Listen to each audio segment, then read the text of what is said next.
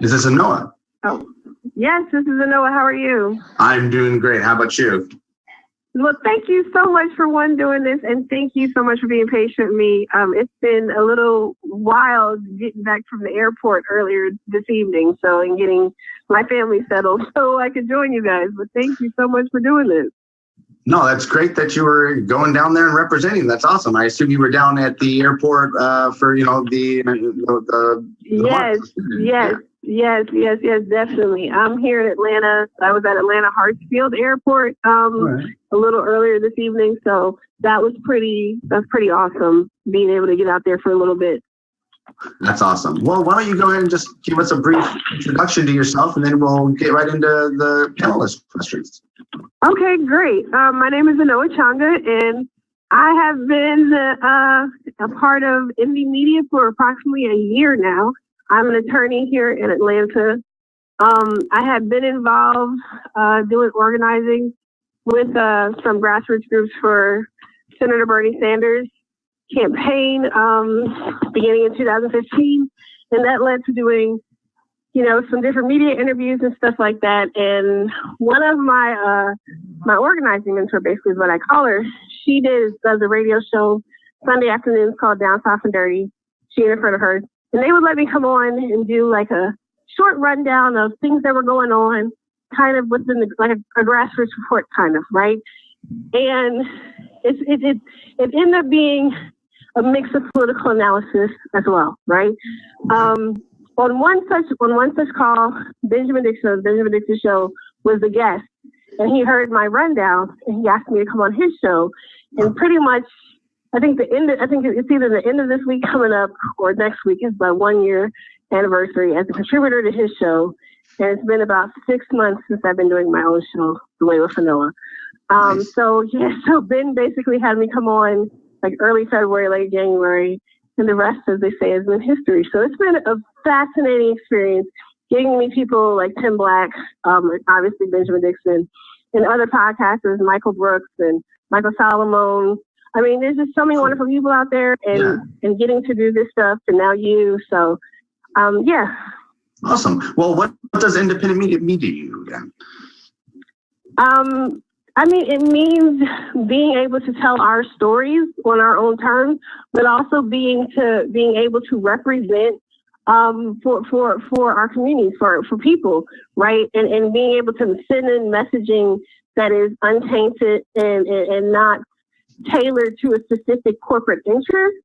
I really do think that there's a variety of information out there that can be found depending upon what people's personal, taste or style is.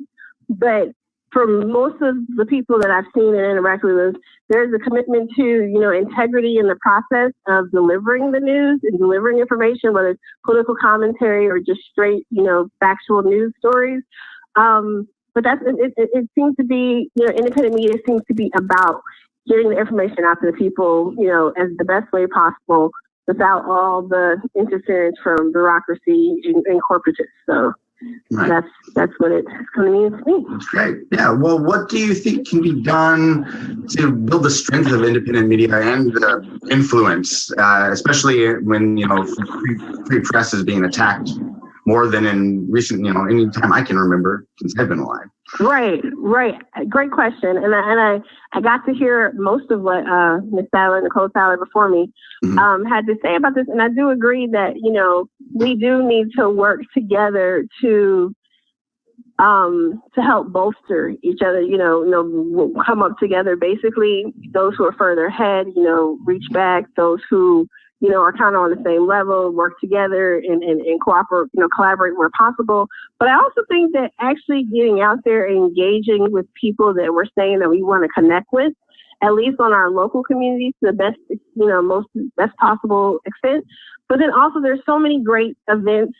There's so many great people out there who aren't necessarily the people who will get the media, like mainstream media attention. So even networking with local groups and organizations like tonight, I don't know how I'm going to be able to, where I'm going to find the time to do it.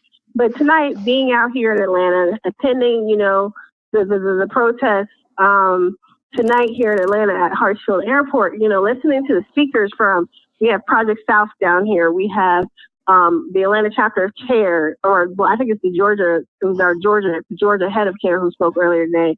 But I mean, there's people who do work around asylum seekers and refugees. I mean, there's so many organizations out here, and that's a whole nother audience of people to interact with.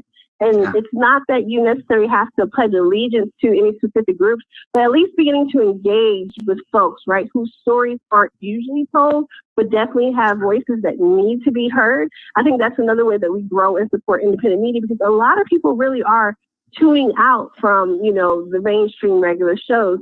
I had a friend share with me a tweet from someone who was just upset because they were watching CNN and they saw a commercial saying that President Trump was under attack and he's doing the right thing, so you need to call and show your support. And there's some people who are outraged by stuff like that. Like, why would CNN let a commercial like that, other than the fact that they paid the money? Like people want actually integrity in their news and in their commentary. So so networking through social media, but really helping each other and lifting up voices, I think is a good way for us to at least get started. And then figuring out, how can we have local cooperatives? I mean, even though we want to kind of have that national reach, we definitely have the opportunity as individuals to have regional brands and, you know, and build that base and loyalty as well. Awesome. That's a great point. And speaking of, you know, lack of integrity, well, what comes to mind when you hear the term fake news? So I like what Nicole had to say about fake news and like John, you know, think about Jon Stewart and stuff like that. I mean, who didn't love The Daily Show, right? When Jon Stewart was hosting, even same thing with the Colbert Report. You know, when I think about fake news, I think about like the tabloid section, right, in the supermarket, like, or just Saturday Night Live, you know, little sketches, right? But when we talk about fake news now, there is an issue with stories that are, you know, we have these different sites that have already put out stories that sound true, but they're not really true. We've already seen that stuff happening, right? Especially on social media, you have to go and you have to look and like you say to one of your friends, like, oh, no, that's not a real link. You see that? They're like, oh. But now we have this proliferation of this term fake news being used to denigrate independent media. I mean, we do have the issues that we've seen with the new administration, basically trying to like discount actual facts, things that people have actually experienced, right? Because it doesn't fit their rhetoric, narrative, whatever the case may be. But we've seen, since the end of the election cycle, we have seen fake news being used as a label to discourage people from buying into, believing, and supporting independent media. When, you know, organizations like, even though these are, when we talk about independent media, you know, we're talking more like grassroots operations like ours. But even still, when you're thinking about alternative media sources like the Black Agenda Report, like, I mean, there's so much Counterpunch. There's so many different out there, you know, more of your, I guess it's hard to call them print media, but internet-based news sources, right?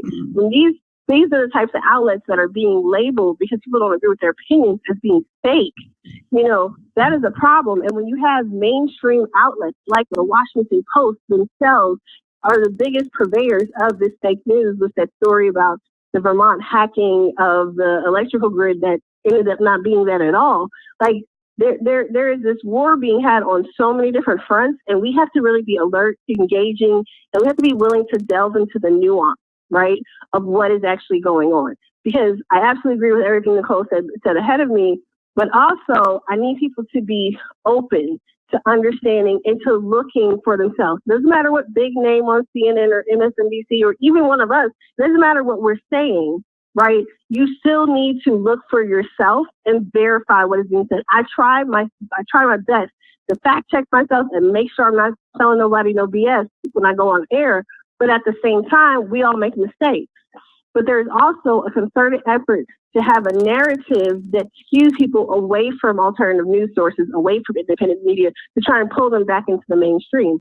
But the problem has been, we have seen over this election cycle in particular, the way mainstream news has been so focused on whether it's ratings or outdoing someone else or having particular narratives, that they have really constricted the ability for people to get actual information and value from what's supposedly the news.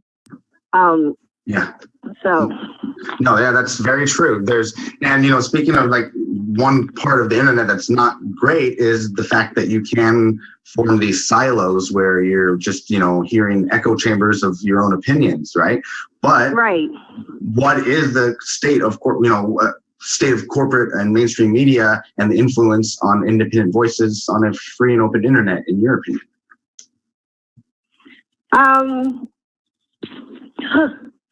There is, oh my gosh, there's so much going on right now. Yeah. And it's right now, I know there's a lot of concern and a lot of fear about a lot of different things, but I am, as much as we cover organizers and activism and these issues going on, I think we ourselves are going to have to be at the forefront. I know many people already work and do other things or whatever, but I think in terms of making sure that the internet stays open, accessible, and free to the extent that it is, free to use, I think we are really going to have to be among those leading the charge to make sure it stays that way. I'm just thinking about, back during the campaign cycle, like during the primary, the Secretary Clinton had talked about, her idea for a new Manhattan project, working with Silicon Valley tech folks and government officials to create this new program and then finding ways to restrict access. And I understand the concern about, wanting to fight terrorism and things like that. But the problem is, with the way that, whether the government or mainstream, sources and companies and things, people who lobby for things like this are able to use that then to silence opposition internally, to silence other people who are doing, trying their best to build out their own means of informing people. My concern with any type of, whether Donald Trump tries to do it with whomever it is, my concern, regardless of party, is the silencing of voices, the silencing of opposition.